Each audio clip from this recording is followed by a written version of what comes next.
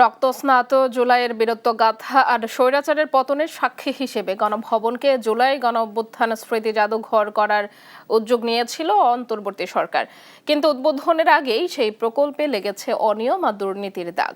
শত কোটি টাকার কাজ সরাসরি ক্রয় পদ্ধতিতে অস্তিত্বহীন প্রতিষ্ঠানকে দেওয়া সহ গুরুতর অনিয়মের প্রমাণ পেয়েছে দেশ টিভি। শাহাদাত নিশাদের ধারাবাহিক অনুসন্ধানের আজ দেখুন দ্বিতীয় পর্ব। ২৪-এর ছাত্র জনতার গণঅভ্যুত্থানের স্মৃতি ধরে রাখতে প্রধানমন্ত্রীর বাসভবন গণভবনকে জাদুঘরে রূপান্তরের পরিকল্পনা নেয় সে সময়ের অন্তর্বর্তীকালীন সরকার।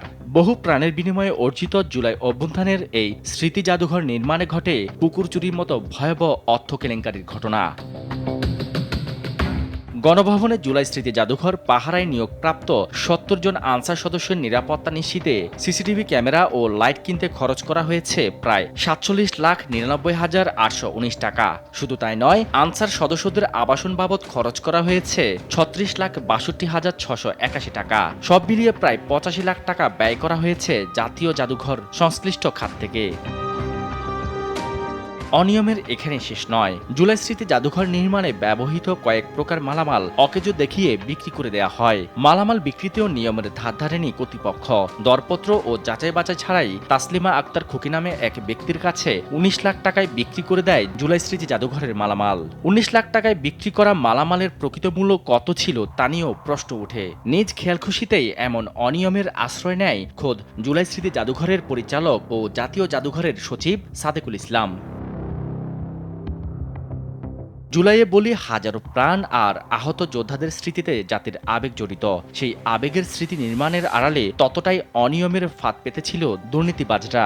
গণভবনে জাদুঘর নির্মাণে ১১১ কোটি টাকা ব্যয় করা হয়। শুনলে পিলে চমকাবে যে কারো। আবেগের এই স্মৃতি নির্মাণে পুরো ১১১ কোটি টাকা ব্যয় করা হয়েছে কোনো ধরনের দরপত্র ছাড়াই। বিপুল পরিমাণ এই অর্থ ব্যয়ও নয়ছয় করেছে কর্তৃপক্ষ। অ্যান্টি স্লিপার টেকনোলজি ও সফট টেক্সচারটাই নরম ঘাসের স্পর্শ, সাপোর্ট গ্রাস ম্যাট, নান্দনিকতার ছোঁয়া। ট্রান্সপারেন্সি ইন্টারন্যাশনাল বাংলাদেশ টিআইবি বলছে, উন্মুক্ত প্রতিযোগিতার মাধ্যমে জনগণের অর্থের সঠিক ব্যবহার নিশ্চিত করার কথা থাকলেও সরাসরি ক্রয় পদ্ধতি স্বচ্ছতার পরিপন্থী। পুরো প্রক্রিয়া স্বচ্ছতার ঘাটতি ছিল এবং যথাযথ প্রক্রিয়া ক্রয় প্রক্রিয়া, বিশেষ করে সরকারি, যেহেতু সরকারি সম্পদ এবং সরকারি অর্থে এটার জুলাই জাদুঘর হিসেবে রূপান্তর করা হচ্ছে। সরকারি অর্থ ব্যয় যে সরকারি যে ক্রয় প্রক্রিয়া আছে, সমস্ত ক্রয় প্রক্রিয়া সেটি অনুসরণ করা হয়েছে, এটা বলার মতো কোনো সুযোগ নেই। জুলাই জাদুঘরের ইলেকট্রো মেকানিক্যাল অংশের কাজ পেয়েছে সুপ্রাটেডাস। এর জন্য ব্যয় ধরা হয়েছে ৪০,৮২,৮৬,০০০ টাকা। গণপূর্তের তালিকায় থাকা প্রতিষ্ঠানটির ঠিকানা রাজধানীর সেগুনবাগিচা ৮/১ বিল্ডিং। সেই ঠিকানায় গিয়ে অস্তিত্ব পাওয়া যায়নি ঠিকাদারের প্রতিষ্ঠানটির। এখানে কখনোই ছিল না সুপ্রাটেডাসের অফিস, এমনটাই জানান ভবনের দারোয়ান। ইএম অংশের কাজ তদারকি করছে গণপূর্তের তেজগাঁও শাখা। সেখানে গিয়ে সুপ্রাটেডাসের সম্পর্কে জানতে চাইলে কোনো সদুত্তর দেয়নি তারাও। লিখিত দেওয়ার পরেও কোনো উত্তর মেলেনি তাদের থেকে। জাদুঘরটি সিভিল অংশের কাজ পায় ঠিকাদারের প্রতিষ্ঠান দ্য সিভিল ইঞ্জিনিয়ার্স লিমিটেড। এর জন্য ব্যয় ধরা হয়েছে ৭০,৩৬,৯৫,০০০ টাকা। সেখানেও যাই আমরা। প্রতিষ্ঠানটির অবস্থান রাজধানীর মহাখালী। সেখানে গেলেও গেটেই দেশ টিভিকে আটকে দেয় প্রতিষ্ঠানটি। তবে এক কর্মকর্তা এসে জানান, জাদুঘরে তাদের দেওয়া কাজ এরই মধ্যে বুঝিয়ে দিয়েছে তারা।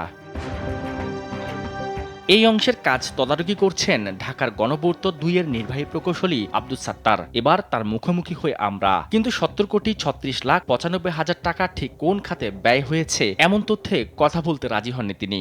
পারমিশন ছাড়া আমি দিতে পারি, এগুলো তো আপনারা জানেন। এটা ডিপার্টমেন্টের হলে মুখপাত্র বিষয়টা হলো, যখন ডিপার্টমেন্ট থেকে করবে তখন তো উদ্বোধন কর্তৃপক্ষের পারমিশন লাগবে। জাদুঘরের ভেতর নির্মিত এই ফাইবারের ভাস্কর্যগুলো নির্মাণের কাজও হয় টেন্ডার ছাড়া। প্রতিষ্ঠানের মালিক তেজস হালদারের অভিযোগ, কাজ শেষ হলেও এখনো বিল পায়নি তারা। মুখের কথায় কাজ করছে এগুলো, বুঝছেন। তারপরে টাকা পয়সায় মানে ঠিক নির্দিষ্ট কোন জায়গা থেকে কিভাবে আসছে জানি না। কাজটা চলার মতো করে, মানে যে কদিন কাজ চলছে ওই কদিন আমরা কিছু কিছু অল্প অল্প করে পেমেন্ট পাইছি। সুষ্ঠু তদন্তের মাধ্যমে অনিয়মে জড়িতদের জবাবদিহিতার আওতায় আনার দাবি জানায় টিআইবি। শাহাদাত নিশাদ, দেশ টিভি, ঢাকা।